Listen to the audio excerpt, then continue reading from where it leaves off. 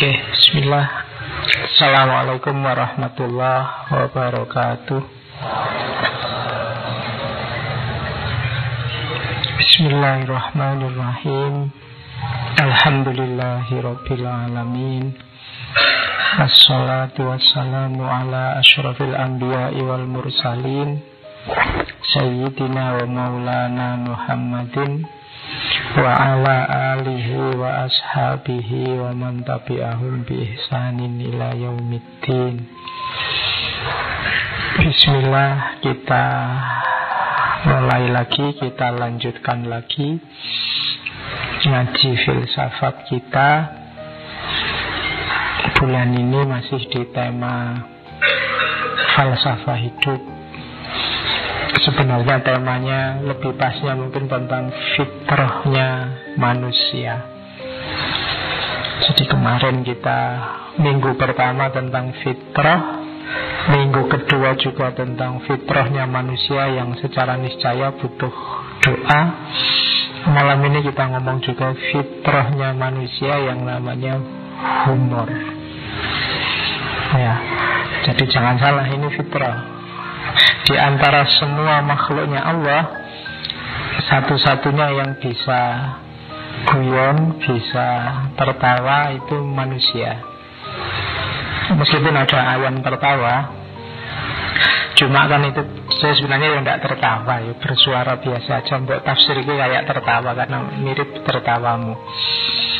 Nanti ada teorinya, kenapa kok itu terus kamu sebut ayam tertawa itu. Jadi satu-satunya makhluk yang oleh Allah diberi anugerah bisa tertawa, bisa lucu. Hewan kan juga ada yang lucu-lucu, Pak? Enggak. Hewan lucu-lucu karena kamu bisa membaca secara lucu. Kuda itu meringkik, tapi kan kamu menyebutnya dia tertawa, Pak. Yang membaca kita. Jadi yang punya sense of love, love bukan yang love cinta, tapi love yang tertawa, itu manusia. Jadi kalau pakai bahasa Inggris itu di lidah itu sama antara cinta dan tertawa, sama-sama love. Jadi kalau kamu bilang, kalau kamu nggak jeli, kalau ada orang bilang I love you, itu bisa sebenarnya aku menertawamu, bukan aku cinta padamu. Oke, kita bahas ya. Coba ini jangan dibayangkan stand up ya, wong ini filsafat. Ya, nanti kamu bayangkan wah humor ini mau ada stand up ya, enggak. Wong kita belajar, malah mungkin malah serius ini nanti. Kita bahas humor secara serius. Jadi jangan membayangkan ada macam-macam nanti. Isinya ya filsafat. Nanti di dalam kita ketemu Immanuel Kant, kita ketemu Plato, kita ketemu Schopenhauer, kita ketemu banyak nanti pandangan mereka tentang humor, tertawa. Jadi kalau di Yunani ya ada istilah, kalau ada Homo sapien, kalau yang tertawa namanya Homo ridens. Jadi Homo ridens itu manusia itu satu-satunya makhluk yang tertawa, yang membedakan dengan semua makhluk yang lain. Oke, kita mulai ya. Kita buka dengan Nietzsche dari Wo sprach Zarathustra. You higher man, learn to love. Ini di antara cirinya seorang Superman. Katanya Nietzsche adalah orang yang bisa merayakan hidupnya. Cirinya paling gampang apa orang yang merayakan hidupnya? Itu adalah orang yang tertawa dalam hidupnya. Makanya belajarlah tertawa, untuk menunjukkan bahwa kamu manusia yang, kalau bahasanya Nietzsche, manusia yang super, manusia yang puas dan menguasai hidupmu. Cirinya tertawa. Maka you higher man, wahai engkau orang-orang yang kelas tinggi, learn to love, belajarlah untuk ketawa. Jadi karena cirinya orang sukses itu tertawa. Itu ciri paling gampang itu. Kalau gagal kan nangis. Jadi kalau kamu sedang merasa targetmu terpenuhi, kan ciri paling gampang senyum-senyum tertawa. Kalau sedang muram, nangis, itu berarti kamu gagal. Maka katanya Nietzsche, belajarlah sering-sering tertawa.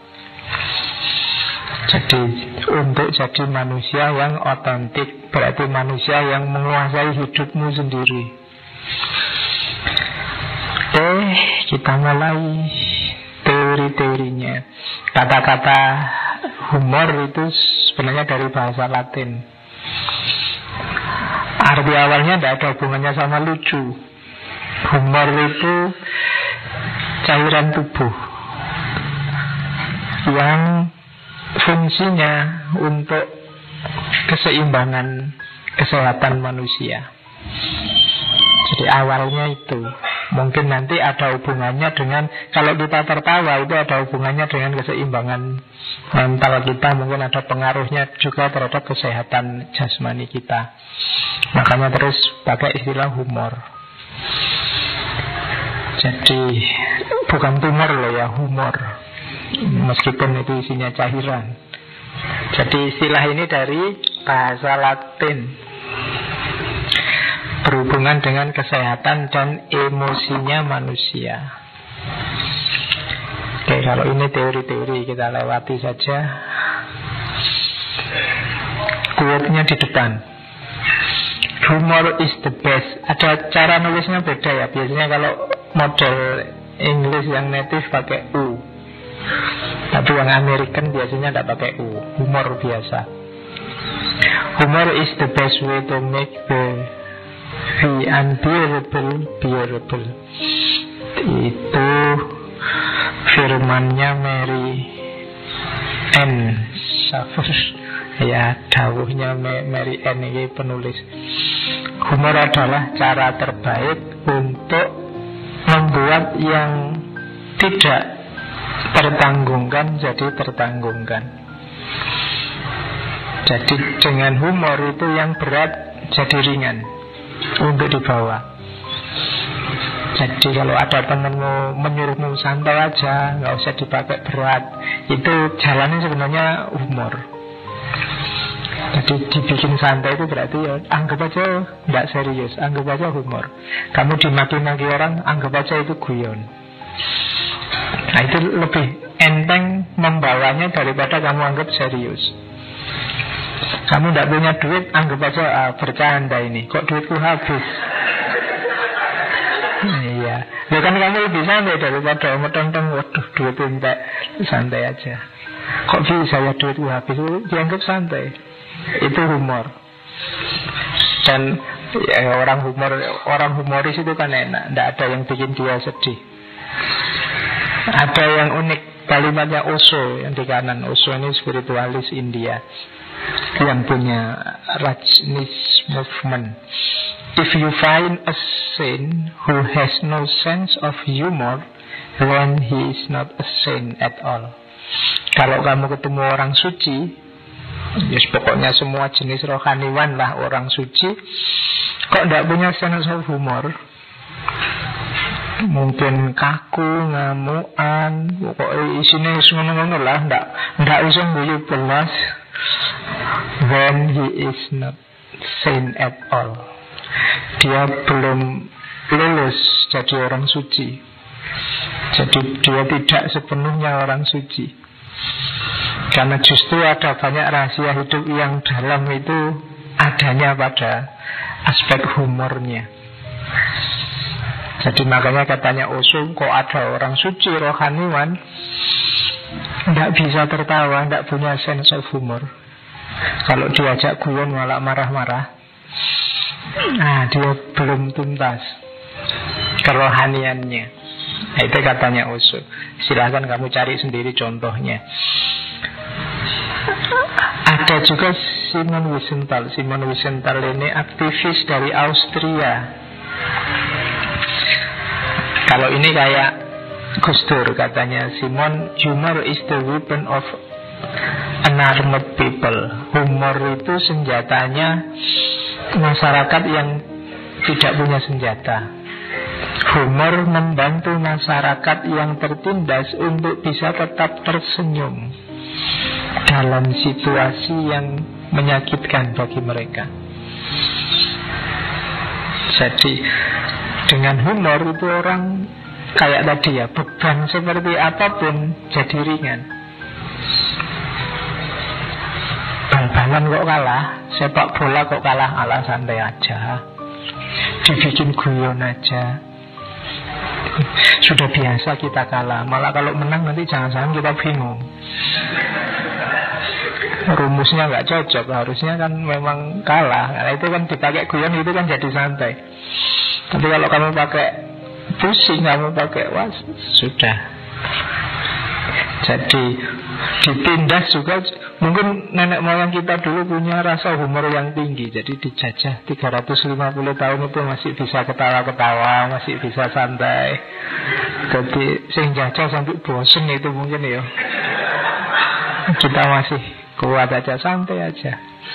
Jadi itu orang menyakiti kita tapi kita tidak sakit, malah ketawa-ketawa. Itu kan sebel dulu sing menyakiti. Jadi lu itu tadi menyakiti aku tau. Itu kan sebel yang itu. Tidak ngerti, kamu bilang biar saya tak sakit. Dibikin semacam ini, hidup ringan. Makanya katanya Simon, dia senjatanya masyarakat tertindas. Kalau sudah tertindas, kehilangan rasa humor, hasilnya mesti ngamuk. Karena panas. Oke, life is too short to be serious all the time. Hidup ini terlalu pendek kalau kita mau serius terus. So if you can laugh at yourself, jadi paling tidak kita tertawakan diri kita sendiri. Jadi kalau kamu merasa, Pak, saya itu tidak bisa, Pak, bergurau, tidak bisa guyon, aku itu serius. Berarti cara paling gampang adalah kamu lihat dirimu sendiri, betapa lucunya dirimu yang serius terus itu. Nah, kalau itu pun nggak bisa ketawa, call me, I laugh at you. Jadi kalau semacam itu pun kamu nggak bisa ketawa, sekarang gantian aku yang menertawakanmu. Nah itu quotes-nya untuk menyuruh kita, yo, saya tidak tahu kamu pernah ngitung tidak sehari ketawa berapa kali. Jarang ya. Coba diperhatikan kamu. Jangan-jangan hidupmu sudah terlalu serius. Lu Bapak, hari ini saya belum ketawa, tugas dosen nggak selesai-selesai, Pak, misalnya. Cari momen yang kamu bisa ketawa setiap hari. Nanti manfaatnya banyak. Di belakang ada banyak uraian.